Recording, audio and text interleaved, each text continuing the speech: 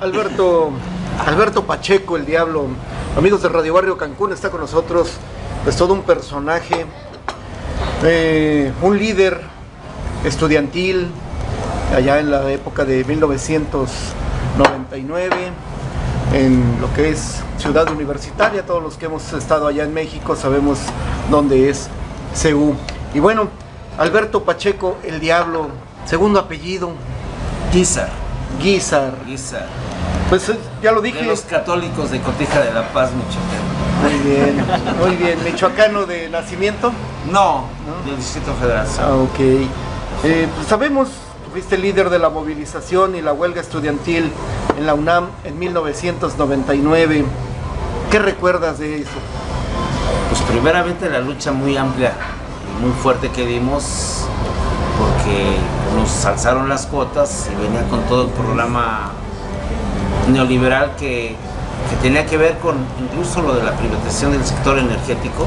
Sí. Recuerdo que el SME estaba luchando en ese entonces, los profesores. Fue una de las estocadas, fue la primera estocada del neoliberalismo que el toro se la quitó de encima, ¿no? Sí.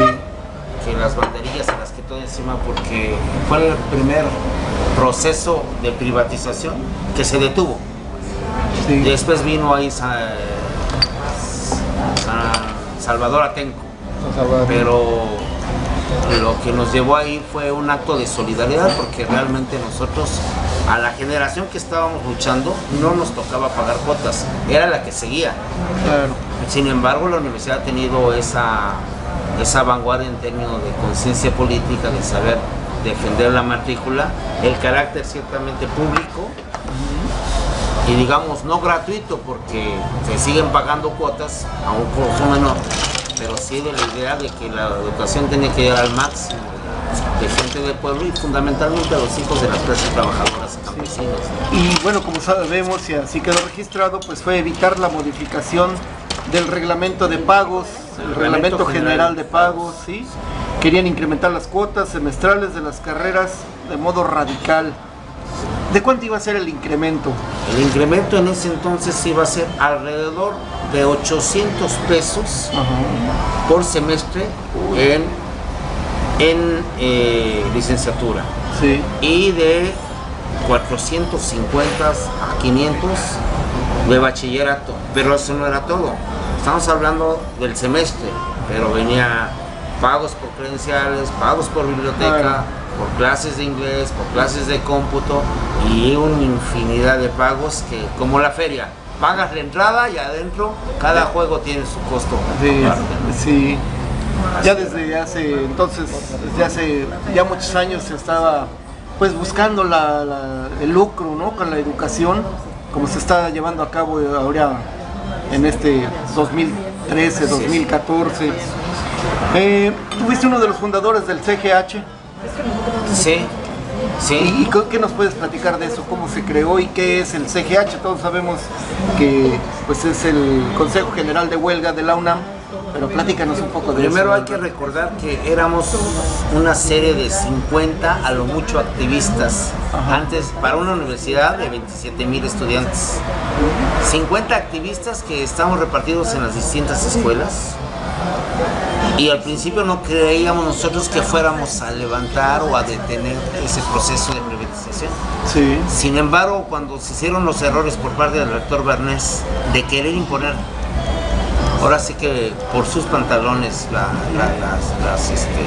colegiaturas, sí. Y que llamó al Consejo Universitario a incluso a esconderse en una sede alterna, pues la masa estudiantil se abocó a las asambleas, a las plazas, a los mítines, y parecía mentira, pero salieron estudiantes descontentos de todas partes. Incluso estudiantes que sí querían cuotas, pero menos, se incorporaron. Y cuando él impuso las cuotas, el llamado de huelga fue algo así grandísimo, pero fue un movimiento espontáneo de cómo se acudían a las asambleas. Eran asambleas que ya eran casi incontrolables de tanta gente que tenían, ¿no? Entonces se fueron conformando por escuelas, se discutían, se hacían comisiones, se hacían brigadas, y cada asamblea fue discutiendo uno a uno mecanismos y formas de decisión entre los que fue también algunos referéndums para poder estallar la huelga. Sin embargo, el poder de decisión estaba por escuela en su asamblea, y cada asamblea llevaba un resolutivo a un órgano central, que era el Consejo General de Huelga, que era la plenaria general, donde no se discutía lo que se le ocurriera a cada quien, sino que cada escuela llevaba posiciones, llevaba un número de votos, y dependiendo del número de votos y de los pronunciamientos que se hicieran y propuestas de plan de acción, era como se sacaba un solo plan único que, una vez resuelto, todo el movimiento cumplía a cabalidad. Sí. Era un movimiento, digamos, en pequeño, pero de corte soviético. Eso es. De corte soviético. En esa época eras estudiante de la Facultad de Economía. De Economía. Sí, y también eras miembro de un partido comunista. Sí. ¿Qué nos platicas de esto? Bueno, fue cuando quisieron como que hacer que México tuviera alguna efervescencia el comunismo. Lo que realmente pasa es que, aunque el comunismo o los planteamientos comunistas, los ideales o las organizaciones comunistas habían decaído por el golpe del muro de Berlín, sí, y la caída de la Unión Soviética en el 91, lo que es cierto es que las condiciones características del capitalismo prevalecen y cada vez se agudizan más. La fuerza material que empuja que haya una conciencia, llámese comunista, socialista, anarquista, libertaria, siguen existiendo y se agudizan cada vez más. Entonces, los estudiantes de aquella época levantamos o nos abrigamos o recuperamos las banderas del anarquismo, del socialismo, del comunismo. Yo ya militaba en el Partido Comunista, pero yo recuerdo que hubo marchas inmensas donde había banderas de hoces y martillos, y sin militancia alguna, ¿no? Sin agrupación alguna, pero se empezó a identificar la gente con esos planteamientos, y volvieron a verse figuras como Marx, Lenin, Che, incluso Stalin, ¿no? Y algunos otros militantes que ya parecía que estaban en los escombros de la historia.